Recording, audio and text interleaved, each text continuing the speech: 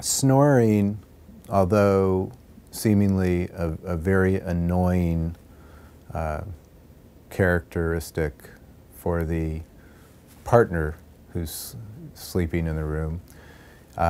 is also a sign of obstructive breathing, and it can be a sign of obstructive sleep apnea. So patients who are snorers